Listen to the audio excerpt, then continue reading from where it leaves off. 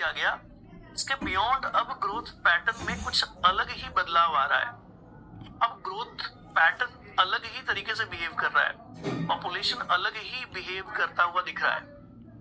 तो आपको जो बात कंपैरेटिवली समझनी है वो यही है कि कैसे अलग अलग बिहेवियर्स आ रहे हैं पॉपुलेशन की ग्रोथ पैटर्न के अंदर इस जगह पर। ठीक है जी हाँ, एक पॉइंट तक लिमिटेड रिसोर्सेस या लिमिटेड स्पेस का कोई असर खास असर नहीं था, उतना इंपैक्ट नहीं था। लेकिन एक टाइम के बाद उसका इंपैक्ट अब बहुत ज्यादा विजिबल हो जाता है, बहुत ज्यादा बड़ा हो जाता है, देखा जा सकता है उसका इंपैक्ट। पहले जो इंपैक्ट था वो मिनिमम था, न के बराबर का था, या उसको हम अगर नेग्लेक्ट भी करें तो चल रहा था। लेकिन now after one time the impact will be severely observed, now it will severely affect the growth rate. ठीक है, तो यही चीज यहां पर समझाने की कोशिश हो रही है।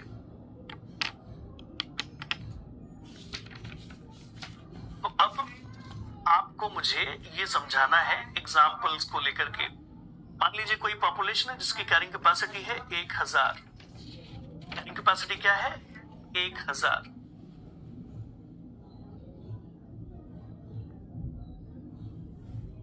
ठीक है, 1000 कैरिंग कैपेसिटी है। और मान लीजिए पॉपुलेशन की साइज जो है इस जगह के आसपास है, इस जगह के आसपास कितनी है? 300। आपको आर की वैल्यू भी मैं यहां पर दे देता हूं। आपके लिए आर की वैल्यू है 1। आर की वैल्यू 1। तो अब मुझे ग्रोथ रेट कैलकुलेट करके बताएं, ग्रोथ रेट कैलकुलेट करके बताएं। पहला सैंपल, आर की वैल्यू 1 है, एन की वैल्यू है 300, ए की वैल्यू आपको ऑलरेडी दे रखी है। बताओ ग्रोथ रेट क्या होगा?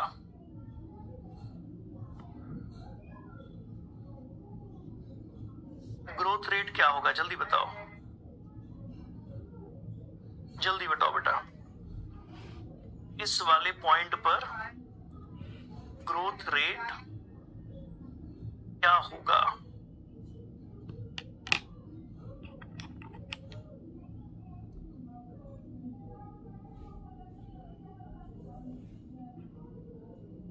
इस ग्राफ को किस टाइप के एनिमल बनाते हैं?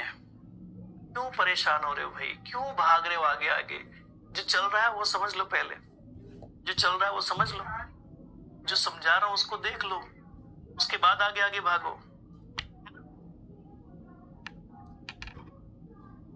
चलो 210, शाबाश। अब आपको पॉपुलेशन की साइज बढ़ा करके किस पे कर दी गई है? इस पॉइंट पर। इस पॉइंट पर ग्रोथ रेट क्या होगी? इस पॉइंट पर मतलब कुछ ऐसा। आपने यहां तो 210 आंसर दे दिया है। दूसरा एग्जांपल है, इसमें आर की वैल्यू तो एज इट इज है, एन की वैल्यू है k/2। ठीक है, एन की वैल्यू k/2 है और k दे रखा है 1000। तो अब बताइए कि dn/dt क्या होगा? dn/dt क्या होगा? जल्दी बताओ। शाबाश, 250 होगा। वेरी गुड, 250 होगा। शाबाश। अब यही पॉपुलेशन है, बढ़ चुकी है, बढ़ करके क्या हो गई है? 700। तो ग्रोथ रेट क्या होगी? जल्दी बताओ। dn/dt क्या होगा? पॉपुलेशन की साइज बढ़ गई, 700 हो गई। अब अगला एग्जांपल आपके सामने है। r इज इक्वल टू, मान लो हम r की वैल्यू में चेंज नहीं ला रहे हैं। r की वैल्यू में भी चेंज आता है बेटा, एक्चुअली चेंज r की वैल्यू की वजह से ही है, लेकिन मैं यहां कैलकुलेशन आसान करने के लिए आर की वैल्यू में कोई चेंज नहीं ला रहा हूं कैलकुलेशन आसान करने के लिए। ठीक है, एन की वैल्यू क्या हो गई है 700, ए की वैल्यू क्या है बेटा 1000। अब बताओ ग्रोथ रेट क्या होगा। एक्चुअली जैसे जैसे पॉपुलेशन की साइज बढ़ती है जो फैक्टर इन्फ्लुएंस होता है वो फैक्टर है आर। आर की वैल्यू कम होती जाएगी, है ना, आर की वैल्यू घटती जाएगी। यहां कहा था 250, या फिर से हो जाएगा 210, फिर से हो जाएगा 210। तो यहां पर जो पॉपुलेशन की साइज आई वो भी क्या आई 210। अब ये जो ग्रोथ रेट में फर्क है ये क्यों है?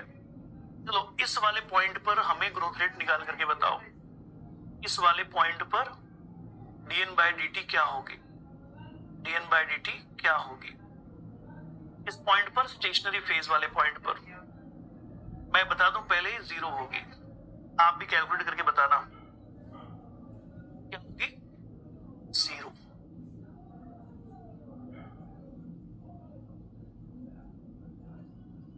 आप कह रहे हो कि r की वैल्यू 1, वैसे वो r की वैल्यू हो जानी चाहिए एकदम 0, लेकिन मैंने यहां पर r की वैल्यू कांस्टेंट इसलिए रखी है क्योंकि वैरी एक ही फैक्टर कर रहे हैं। Is equal to 1000, k is equal to 1000। हाँ जी, तो ग्रोथ रेट विल बी 0। ठीक है, तो अलग अलग फेजेस में ग्रोथ रेट क्या होती है, अलग अलग होती है। एक्सपोनेंशियल फेज में ग्रोथ रेट बढ़ रही होती है। जैसे ही जो ग्रोथ या पॉपुलेशन की साइज है वो अपनी हाफ ऑफ कैरिंग कैपेसिटी पर पहुंचती है तो फिर वो अपने मैक्स पर होती है। हाफ ऑफ कैरिंग कैपेसिटी पर पहुंचती है तो अपने मैक्स पर होती है, और जैसे जैसे फिर आगे बढ़ती है तो फिर से ग्रोथ रेट घटने लगता है। तो पहले ग्रोथ रेट तेजी से बढ़ रही थी, लेकिन जैसे ही लिमिटेड एनवायरमेंटल कंडीशन का असर पड़ा अब ग्रोथ रेट फिर से घटने लगी। पहले बढ़ रही थी फिर घटने लगी, ऐसी स्थिति आ जाती है। ये है ओवरऑल कॉन्सेप्ट कि क्यों ऐसा हुआ कि इस वाले प्लेस पर ग्रोथ रेट कम हो गई। अब इस केस में या इस एग्जाम्पल में n की जो वैल्यू है कहां पर चला गया, यहां वाला n की जो वैल्यू है, n की वैल्यू तो 700 है। तो अब किस फैक्टर के इन्फ्लुएंस होने की वजह से सब कुछ बदल रहा है? डेफिनेटली r पर असर पड़ रहा है। r अपनी मैक्स को मेंटेन नहीं कर सकता, अब r अपने धीरे धीरे कम होता जाएगा। कम खाना है, कम रहने की जगह है, तो बर्थ घट जाएगी, बर्थ घट जाएगी तो r की वैल्यू घट जाएगी। डेथ ज्यादा हो जाएगी, डेथ ज्यादा हो जाएगी तो फिर से r की वैल्यू घट जाएगी। तो यहाँ ये जो ग्रोथ रेट में आने वाली कमी है ये r की वजह से है, n की वजह से नहीं है। लेकिन क्योंकि चीजों को सिंपल रखना था इसलिए मैंने r की वैल्यू को कांस्टेंट रखा, a की वैल्यू को वेरी किया, है ना। तो 3 में 210 कैसे आया? कैलकुलेशन कर लो बेटा, कैसे 210 आएगा?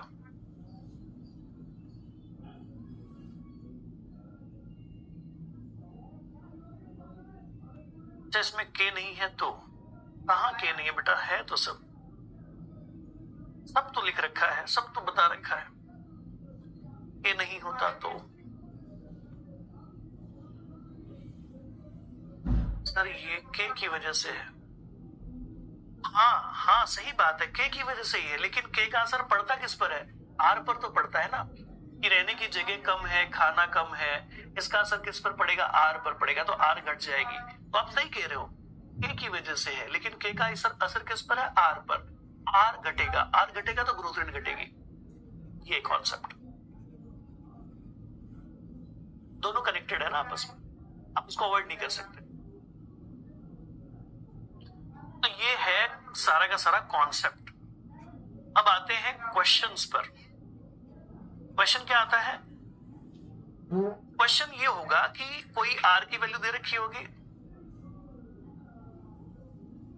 थैंक यू रतन जी। अच्छा, r की वैल्यू, सॉरी मैं क्या कह रहा था कि भाई क्वेश्चन कैसे आते हैं? Question carrying capacity inversely proportional to the population size और नो ग्रोथ। ठीक है, मेरी बात सुनो। कैलकुलेशन ऐसा आएगा कि उसमें आर की वैल्यू दे रखी होगी, के की वैल्यू दे रखी होगी और आपको सॉल्व करना होगा, ग्रोथ रेट निकालना होगा। कई बार वो कहते हैं कि calculate the maximum growth rate. क्या कैलकुलेट करो?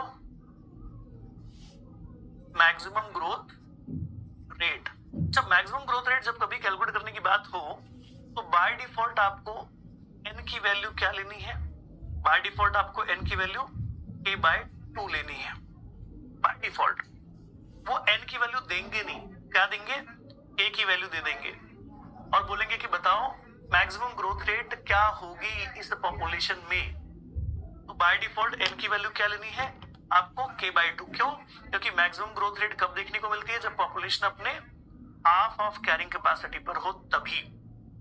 उसके बाद देखने को नहीं मिलती। ठीक है, शाबाश रेनू, वेरी गुड, सही पकड़े हैं, एकदम सही बात समझ में आई है आपको। ठीक है, अब इसी कॉन्सेप्ट से एसोसिएटेड एक और छोटा सा कॉन्सेप्ट है जो कि आपके लिए यहां पर ऐड कर रहा हूं मैं, और वो है मैक्सिमम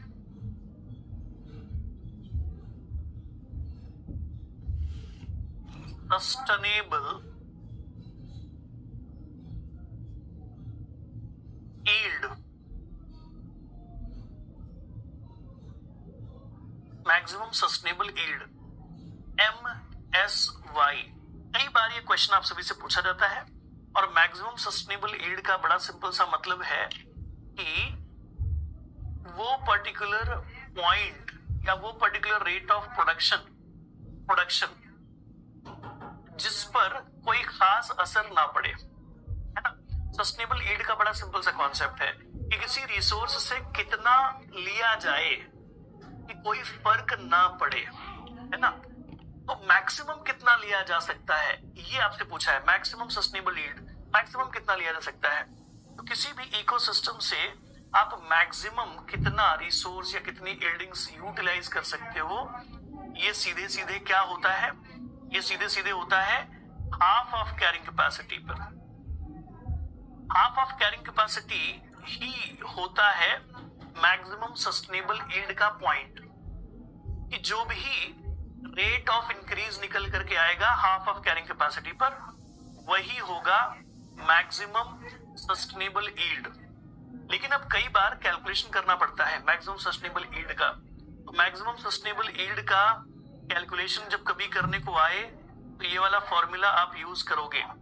कौन सा फॉर्मूला आपको यूज करना है? RK/4। ये वाला फॉर्मूला आपको यूज करना है और आपका काम हो जाएगा। ठीक है,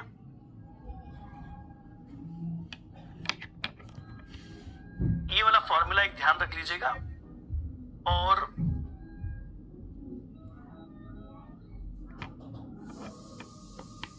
वो जो क्वेश्चंस है ना, एक दो पूछे हैं, एक दो ही क्वेश्चंस है, सॉल्व हो जाएंगे। इसको प्रूफ कैसे करना है अगर ये जानना है तो फिर आपको क्या करना पड़ेगा? पूरे फॉर्मूला में इसको इंसर्ट करके सब देखना पड़ेगा। जैसे कि आपको n की वैल्यू क्या लेनी पड़ेगी, मतलब पूरा पूरा लंबा सा कैलकुलेशन है, उसको हम नहीं ले रहे हैं। तो ध्यान रखिएगा, MSY कैलकुलेट करना है हमेशा क्या होती है? हाफ ऑफ कैरिंग कैपेसिटी पर जो भी रेट आएगा वही मैक्सिमम सस्टेनेबल यील्ड होती है। एक हिंट ये हो गया। दूसरा हिंट हो गया कि ये फॉर्मूला लगाता हूं, बात करता हूं। ठीक है, K/1000 लेना है क्या सर? MSY और एक बार बता दो। मैक्सिमम सस्टेनेबल यील्ड का मतलब है कि किसी पर्टिकुलर इकोसिस्टम से कितना यील्डिंग, कितनी प्रोडक्टिविटी को कंज्यूम किया जाए, निकाल लिया जाए कि कोई खास फर्क नहीं पड़ेगा इकोसिस्टम पर, है ना। जैसे एग्जांपल के तौर पर बताया जाता है कि कोई लेक है, कोई तालाब है, और ये बताया गया है कि हर दिन में पर डे क्या हो जाता है? पर डे ये फुल हो जाता है, पर डे ये भर जाता है। तो अब इसमें से कितना पोर्शन आप रोजाना कंज्यूम कर सकते हो, कितना पोर्शन रोजाना कंज्यूम कर सकते हो? जवाब होगा हाफ। कितना पोर्शन आप रोजाना कंज्यूम कर सकते हो, हर दिन कंज्यूम कर सकते हो, इससे कोई फर्क नहीं पड़ेगा, इससे कोई प्रॉब्लम, कोई नुकसान नहीं आएगी। तो अगर आप इतना रोज कंज्यूम कर लेते हो, रोज यूटिलाइज कर लेते हो, तो इसका असर इकोसिस्टम पर नहीं पड़ेगा। It will not affect the ecosystem. क्यों? क्योंकि फिर अगले दिन ये फुल हो जाएगा, अगले दिन फुल हो जाएगा तो फिर आप अगले दिन आधा यूज कर सकते हो, ठीक है, क्योंकि फिर अगले दिन फुल हो जाएगा। तो सस्टेनेबल ईल्ड का मतलब यही है कि जो प्रोडक्शन है वो जो है, या कंजम्पशन जो है, मेनली ईल्डिंग जो है, कितने हद तक यूटिलाइज की जा सकती है किसी इकोसिस्टम की। तो हमेशा कह दिया जाता है कि मैक्सिमम ये जो k/2 होता है ना, k/2 half of carrying capacity, उसकी रेट के आधार पर ये तय होता है MSY क्या होगा। तो अगर carrying capacity, half of carrying capacity की जो भी ग्रोथ रेट होगी, उस ग्रोथ रेट जितना क्या हो सकता है, MSY हो सकता है। तो there is no difference between MSY and half of carrying capacity. कई बार ये भी कह देते हैं सस्टेनेबल डेवलपमेंट कॉन्सेप्ट। जी हाँ, शाबाश शाबाश, इतना ध्यान रखना, बात खत्म है। इसी को कहते हैं मैक्सिमम सस्टेनेबल यील्ड। अब आते हैं ग्राफ के ऊपर, कई सारे आते हैं ग्राफ।